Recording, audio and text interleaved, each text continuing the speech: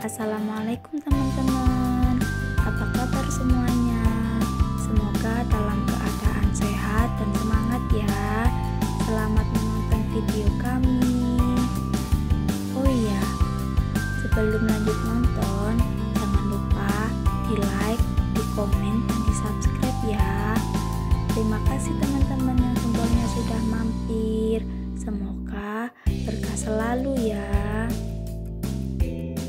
Sebelum melanjutkan menonton video kami, perkenalkan terlebih dahulu anggota kelompok kami. Yang pertama ada Rifki Muhammad Azam dengan NIM 200503110058, dan yang kedua ada Ima Fidatul Ulum dengan NIM 200503110096, dan yang ketiga ada Aisyah Nur Rahmadinah dengan NIM 200503110097. Kali ini kami dan kelompok kami akan membahas konsep hak dan kepemilikan dalam fikih muamalah.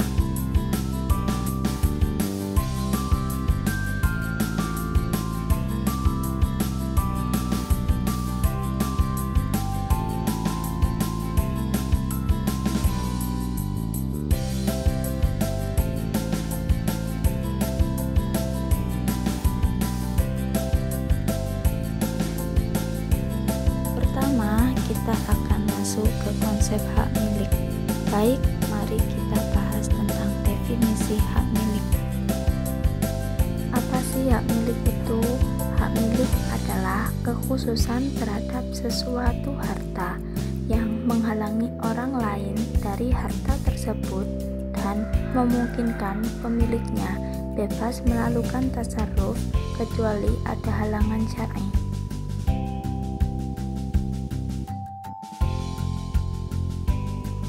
Mari kita lanjut ke landasan hukum.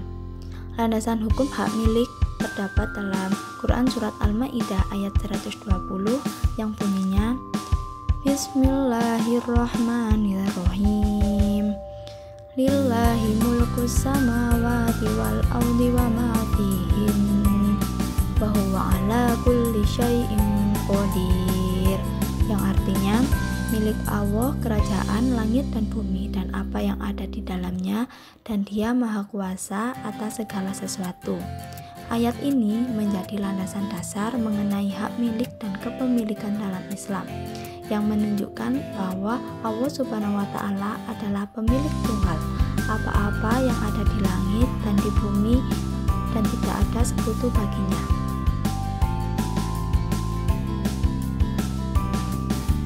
Selanjutnya, macam-macam hak milik atau pembagian hak milik itu ada 3. Yang pertama, hak milik pribadi, yang kedua, hak milik umum, dan yang ketiga, hak milik negara.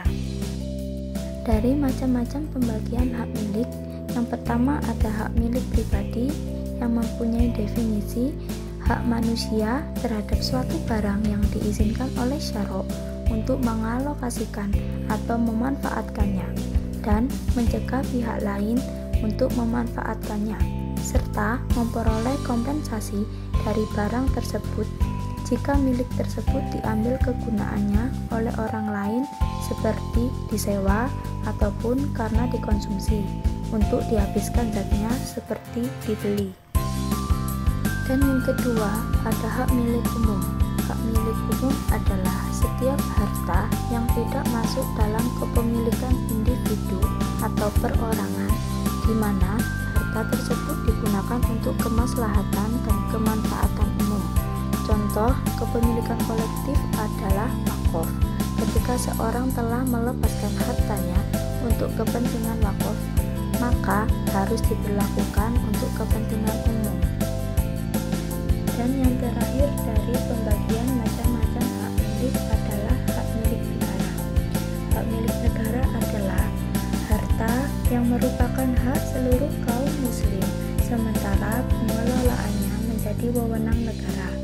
Negara harus mendapatkan hak milik karena untuk menjalankan pemerintahan membutuhkan harta benda yang dikuasai. Sumber kekayaan negara dalam Islam dapat berupa zakat, ghanimah, atau harta hasil peperangan, infak, sedekah, pajak, dan harta yang tidak memiliki tuan dan atau yang ditelantarkan.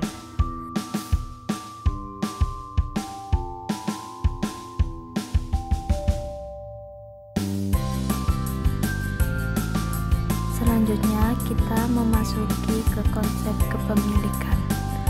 Pengertian dari konsep kepemilikan adalah kepemilikan secara bahasa mempunyai arti penguasaan manusia atas harta dan penggunaannya secara pribadi.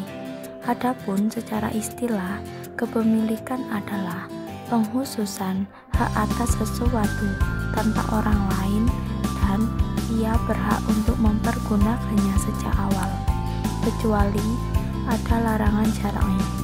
Larangan syar'i misalnya keadaan gila, keterbelakangan akal atau idiot, belum cukup umur ataupun cacat mental dan sebagainya.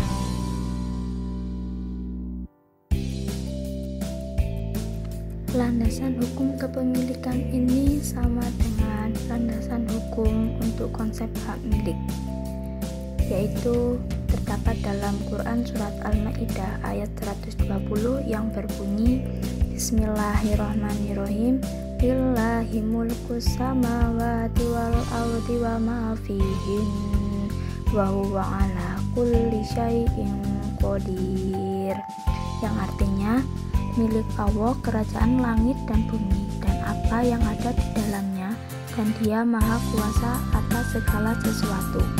Ayat ini menjadi landasan dasar mengenai kepemilikan dalam Islam yang menunjukkan bahwa Allah Subhanahu wa Ta'ala adalah pemilik tunggal apa-apa yang ada di langit dan di bumi dan tidak ada sekutu baginya. Macam-macam kepemilikan. Macam-macam kepemilikan ini ada dua, yaitu satu al-milk al-tam dan yang kedua al-milk an-nakis. Pengertian dari al-milk al-tam atau kepemilikan sempurna yaitu materi dan manfaat harta itu dimiliki seseorang. Misalnya seseorang memiliki rumah, maka ia berkuasa penuh terhadap rumah itu dan ia boleh memanfaatkan secara bebas. Lanjut, untuk pengertian al-milk an-nakis atau milik yang tidak sempurna yaitu seseorang hanya menguasai materi harta tetapi manfaatnya dikuasai orang lain, seperti rumah yang diserahkan kepada orang lain untuk disewakan. Adapun contoh implementasi dari penerapan hak milik dan kepemilikan dalam sehari-hari di dunia perbankan syariah. Misalnya begini, Bank Syariah X itu menjual rumah kepada si nasabah dengan harga yang telah ditambahkan keuntungan yang jumlahnya itu telah disepakati antara Bank Syariah X dengan si nasabah. Maka otomatis rumah tersebut itu telah menjadi milik nasabah.